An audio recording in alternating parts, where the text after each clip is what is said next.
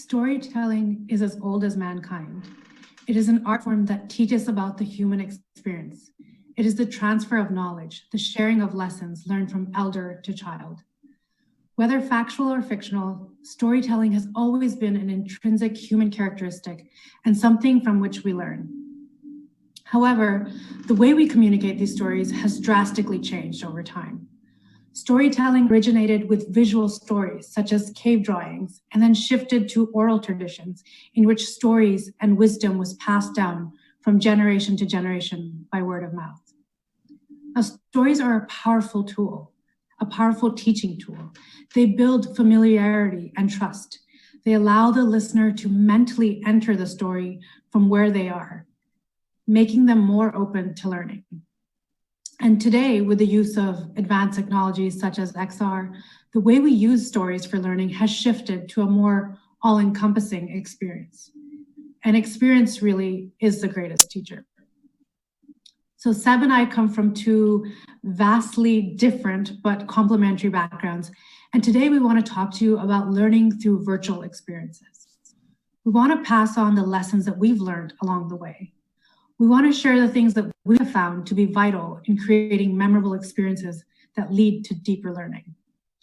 We want to share the ways we have learned to take our work from storytelling to story living. My name is Mayra Laldeen. I'm the founder of Perspectives and CEO of Vector. Vector is a custom VR dev shop. We create experiences from consumer testing to sales tools for top Fortune companies. Perspectives is a VR learning platform that allows leaders to experience the workplace from different vantage points. So standing in someone else's shoes and gaining new perspectives. This leads to better decision-making and giving them the ability to make a greater impact. So my background is in cross-cultural business with a master's in behavioral science and learning, which I now apply to the corporate training space in XR. I'm honored to be here today and to speak to you all. Thank you for having us. And this is my partner, Seb, from Epic. Thank you, Mayra. We also wanted to thank the Augmented World Expo organization team, as well as our chair. We're happy to be here today. I'm Sebastian Lozé. After studying to become software development engineer, I've worked for the last 20 years, totally by accident, on building simulators, originally in the aerospace and defense sector. And over time, I ended up developing a certain level of expertise in the simulation field. I am the simulation industry manager for Epic Games, and as such, I work in the non-game side of our activities. My role is to make sure that the humans building training solutions for humans or for machines have the right feature set in Unreal Engine to support their missions. Simulation is a very large field. It goes from healthcare to space exploration, passing by defense, construction, and education. The best thing about my job is to be able to meet with experts of their fields. Opinionated humans sharing with us where they see the future of the simulation trends going. Working for the last 10 years in building simulation training content in Unreal Engine, Mayra and her team are of those exciting encounters stimulating our thoughts. So it's a pleasure for me to share this session with you, Mayra. Back to you. Thank you. So today we wanted to share 3 of our top learnings for XR. We'll talk about creativity and research, we'll talk about suspension of disbelief, and then end with some examples of exploratory learning. So Seb, let's start with creativity and research here. In your dev work for learning, it's so important to base things on research, but how do you balance that with creativity as well? Well, how to balance creativity and research analysis can somewhat be tricky, and I think it's a good topic to start with. A couple of points come to mind on this specific topic. Development of software is better when you have a large audience of users. It allows to balance your approach and get the right features for the right needs. The more people expressing a need, the higher it goes in our roadmap. We learn from our mistakes and we improve our technology to make it better. So this is one of the many reasons why we established such a generous business model, because we win collectively with our users. This software development rule, which applies to many product management work, is also something you find when building a training environment or learning solution. It can't always come from our creativity. The task is collective. On top of what we analyze directly, we work with several market and trends analysis groups to validate our ideas. Also, and to conclude on that point, Myra, you were earlier making references to the secular tradition of storytelling. Well, another secular behavior we can observe in the simulation community is the importance of a modern form of the councils of elders.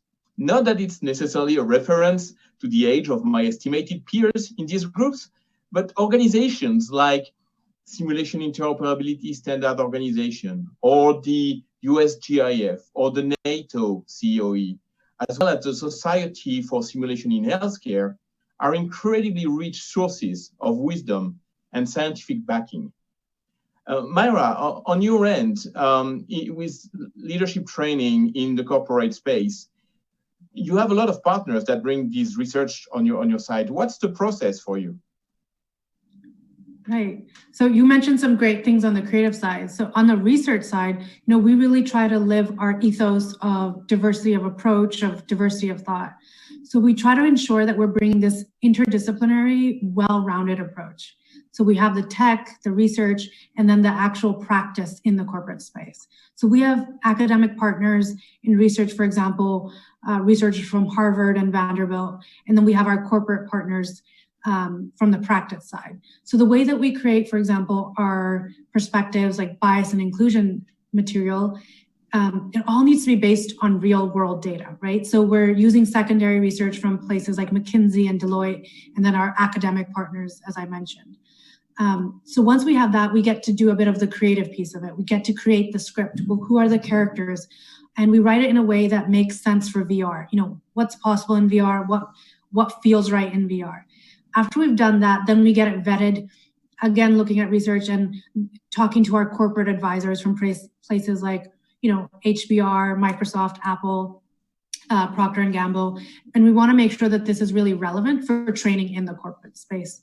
And after that's been vetted, then we bring it back into VR, all the art, the modeling, motion capture, such things like that. So, and Seb, like you mentioned, the testing piece is really important for us too. It's an iterative process to really reach that truly immersive experience and creating that sense of presence for our users. So that's a good segue to the next piece that I want to ask you about, Seb, about suspension of disbelief. So what have you learned about the best ways to create immersion and that sense of presence for your users? Well, picture yourself walking into a room full of humans you need to train on any XR device. Given the stage we're at with respect to the technology dissemination, your first mission is to make sure that they familiarize themselves with the new media. While the perceived fanciness and novelty factor plays a beneficial role in some contexts where you need to wow your audience, it is actually playing against you in the training world. The novelty can be a distraction. You need to pass the distraction phase. Take your users to play a game with the hardware.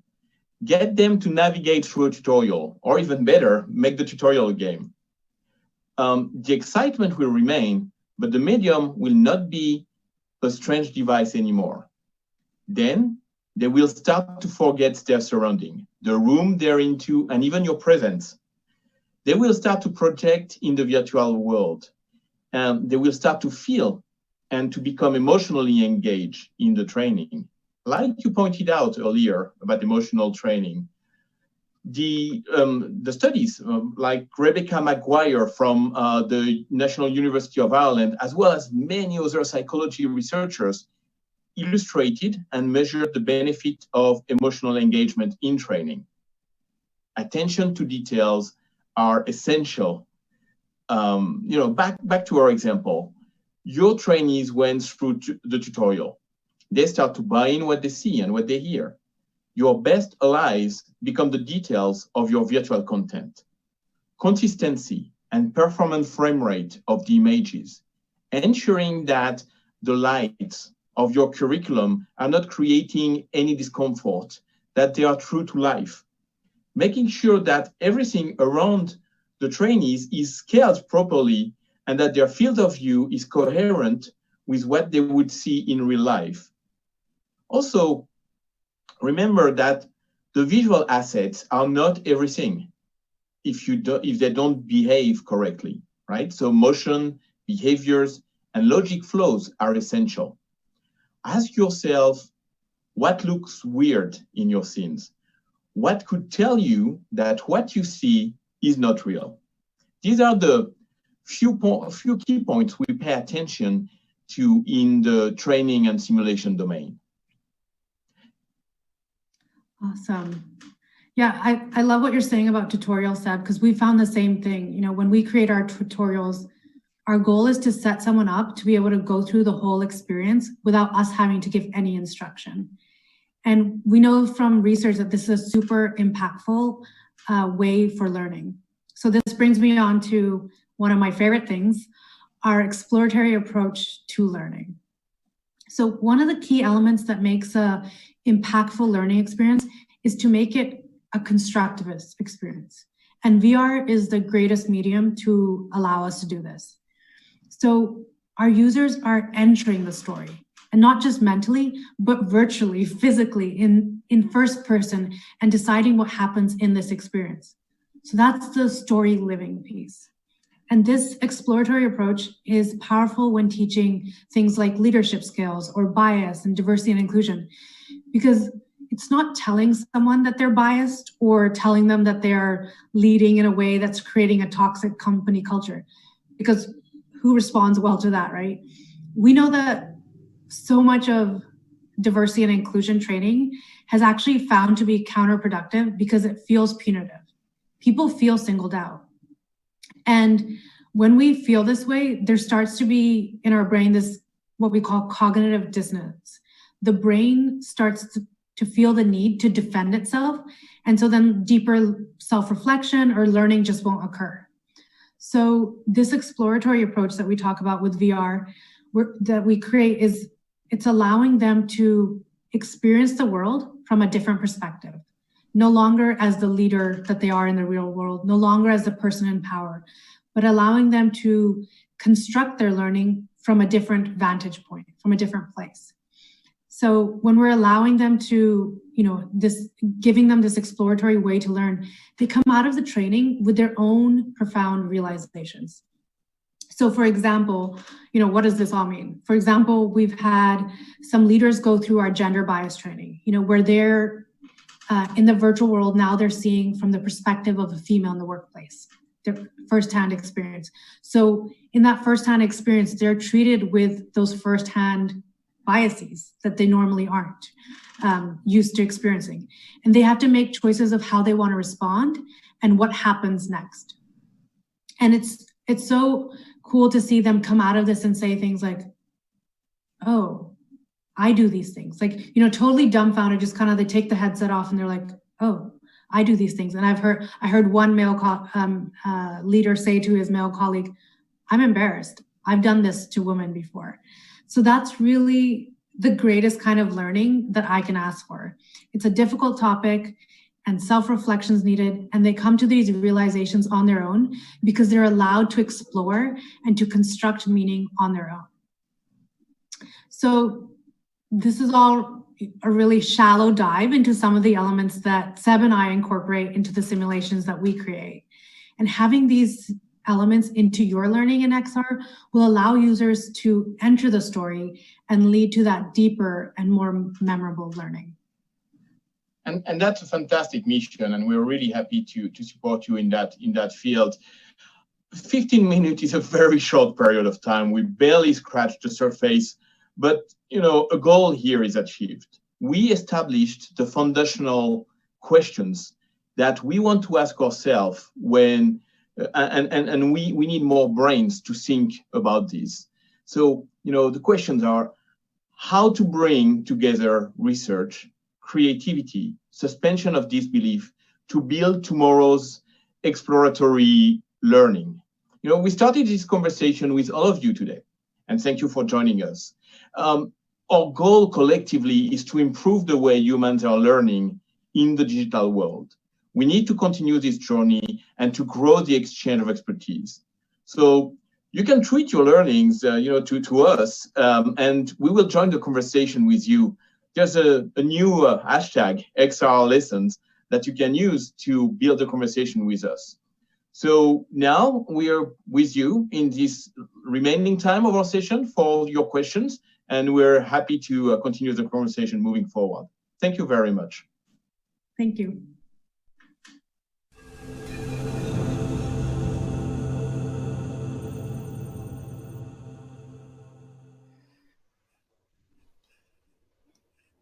Hey, everybody. Thank you so much for that presentation. It was really great to see all the great research you're doing and just, do a deep dive into how storytelling is going to be impacting training and the way that we're just going to be able to start learning better and training better with immersive technology. We had a few questions that came in. So we said, we have one from Zoltan that said, based on your experience, is visual realism important for a high retention rate? I'll get this one. Thank you, Patrick, for moderating all that, and it's very nice to be part of AWE today. So yeah, to answer very shortly, yes, it is important. It is helping to break this belief. It is important to immerse people and to build this new perspective they have on the virtual reality.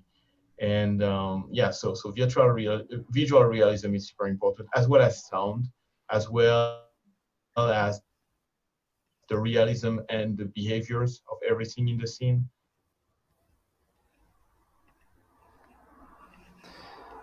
Great. Let's see. We had one other one that came through, and it was from Michael Klug. And he said, do you have any metrics associated with the effectiveness of XR for learning, retention, and effectiveness? There is sorry, Mara, do you want to go ahead? I did get some recent numbers on that. Breaking up. Okay. Sorry, I can't hear you. What did you say, Sebastian? Oh yeah, there are a couple of recent numbers on that front that arise recently.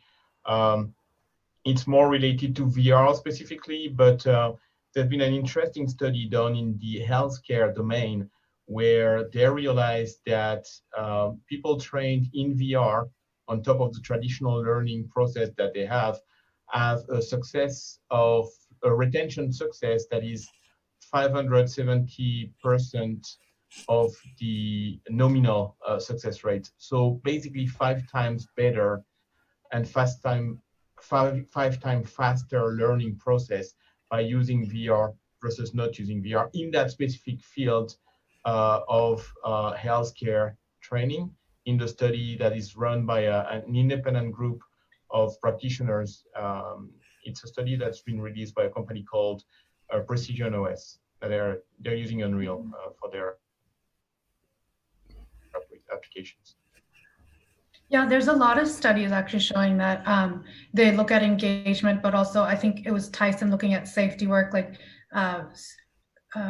employees who went through the VR were 15% higher accuracy. There's a lot, and I'd be happy to, I don't remember all the numbers, but I'd be happy to share our research because we've collected it all and curated it for presentations. So I'd be happy to do that. All right, fantastic.